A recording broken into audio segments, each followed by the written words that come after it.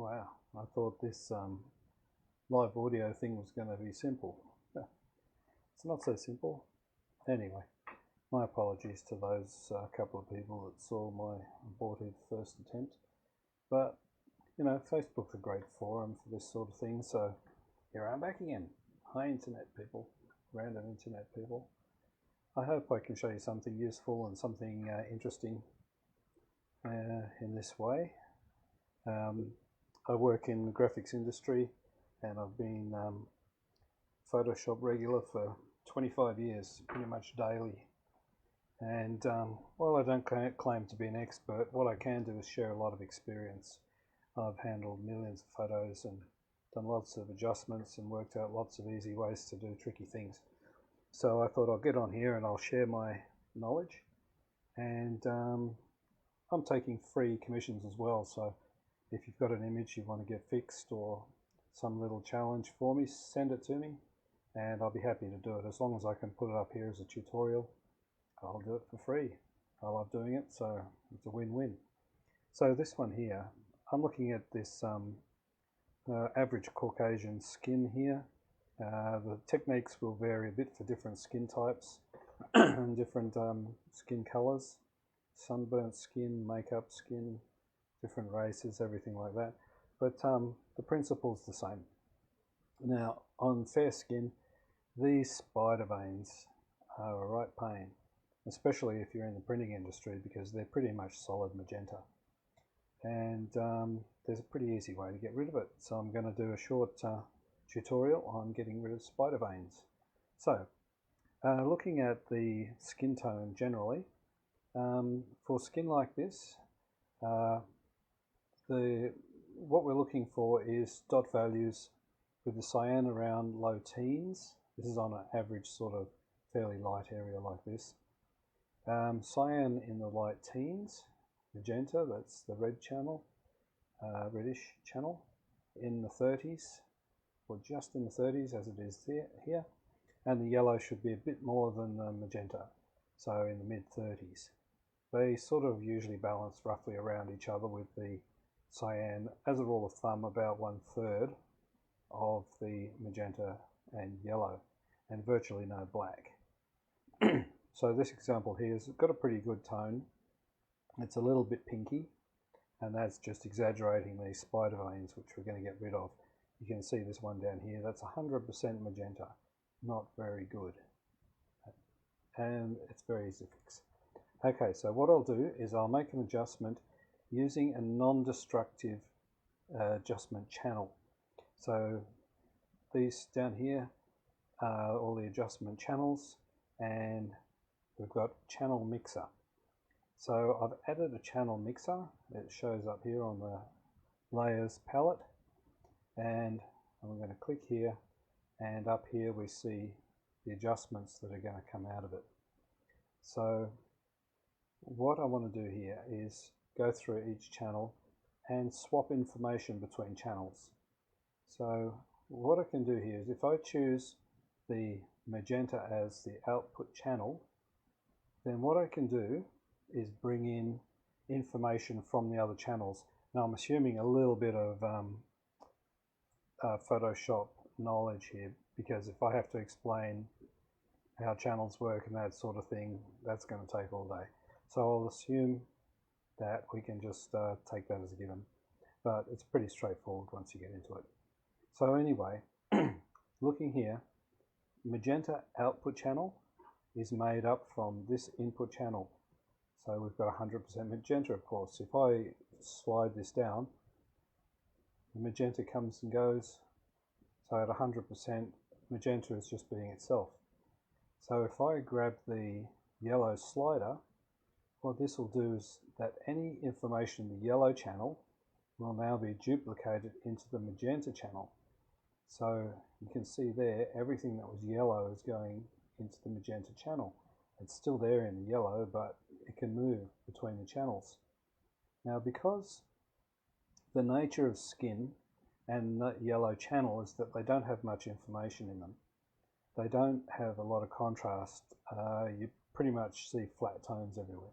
And that's quite handy for this process that we're doing. So what I'm going to do is because the magenta and yellow channels are very similar, except for the spider veins, is exploit that difference. So what I'll do is I'll slide the magenta down, and you'll see the spider veins disappearing, and just slide them down until they're almost gone. But obviously the magenta's gone out of the rest of the skin. But what we can do is bring it back, but just bring back the good stuff, and that means where the yellow is. So if I slide the yellow input up, what we're doing is we're taking information from the yellow channel and copying it into the magenta channel, which is almost the same as it.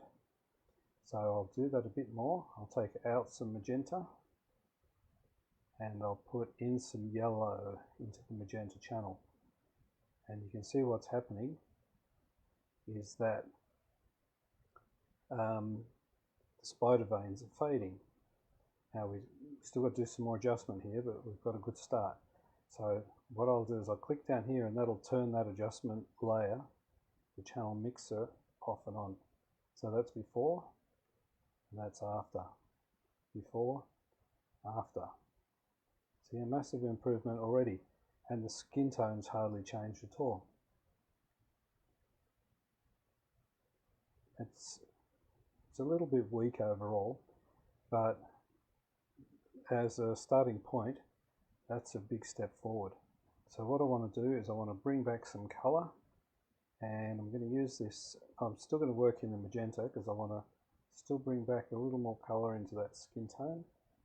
And I'll have a look here, and we're up to the light area that we were looking at, 33, which is good. And we're a bit short of yellow. So what we'll do is now go to the yellow output channel. So what we do here is going to come out in the yellow channel. So yellow to yellow is just being itself. If we do magenta to yellow, that means that all the magenta areas become more yellow. So we're using magenta channel as the input, yellow channel as the output. So once again, we've weakened those veins. The skin still looks a bit horrible anyway, but we're getting there. So let's have a look at the balance. So we've still got a bit too much magenta and a bit too little on the yellow. So I'm going to do the same thing again. I could do this with levels, but I'm just doing it in channel mixer for the sake of clarity. So what I'm going to do is reduce the magenta channel a little bit.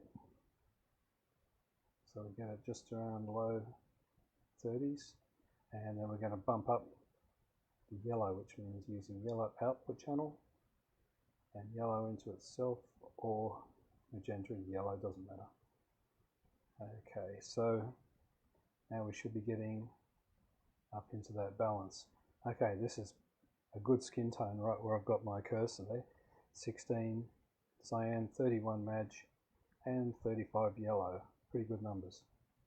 Now the thing is, this skin doesn't quite look right yet because there's these blocked in red veins still down here. So what we're going to do is we're going to use a bit of cyan, maybe a little bit of black to counteract that, just to bring down their saturation. So saturation means the purity of those areas. So they're just too bright, too vivid at the moment. So what we're going to do is grey them out by adding in some cyan where it's magenta. And that won't bother our overall skin tone a lot at all. You'll see as we go. So those were solid magenta. So the place to make the adjustment is the magenta input channel. So anything that's magenta will get a little bit of cyan in it. So as I bring this up, that improves the skin tone overall. So if you're looking down in this area,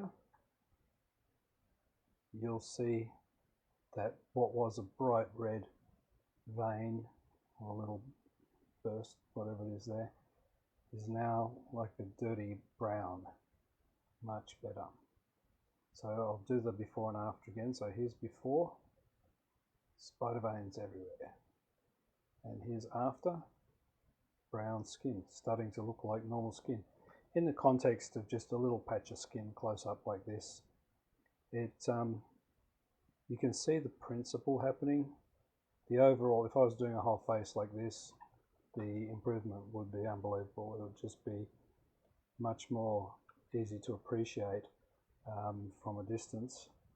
So looking before and after there,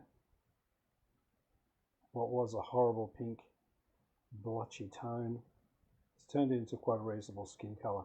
Now we could keep tweaking this until the cows come home just to get this where it's yellow down here, maybe get that looking a bit warmer or something like that. It's all a matter of channel mixer. Now if you're going to play with channel mixer, I highly recommend doing it in CMYK mode, cyan, magenta, yellow, because it's much more intuitive. You can do it in RGB, but you'll drive yourself crazy trying to figure out which channel mixes with what. When working in CMYK, it's just so easy. And you're not losing anything working in CMYK, and you can just go up and save it back as RGB if that's what you want. And it's a great shortcut to get rid of all sorts of problems. I'll do another video showing much more advanced use of the channel mixer, but it's one of those channels, one of those adjustment layers you really should get to know and use it frequently. It's one of the most powerful and interesting tools and fun tools in Photoshop. So hopefully that's been useful. Hopefully my live video is working this time. It's a little bit of a technological challenge for me, but I'm going to persist with it. If you have a look at my YouTube channel, I've got videos on there which I make much easier because I use OBS to make the videos, and they come out a bit smoother. But I'm going to persist with this. I'm going to get better at it, hopefully. If anyone's got any suggestions about improving my videos, I'll be glad to hear them. If anyone's got any images they'd like to have me work on, if you've got a little thing to do, if you just want to fix somebody's eyes or fix a crack or a scratch or a torn photo or get rid of the X out of a photo, let me know. I'll be happy to do it. So thanks for watching, and hopefully you'll subscribe and come back and see me again. Bye.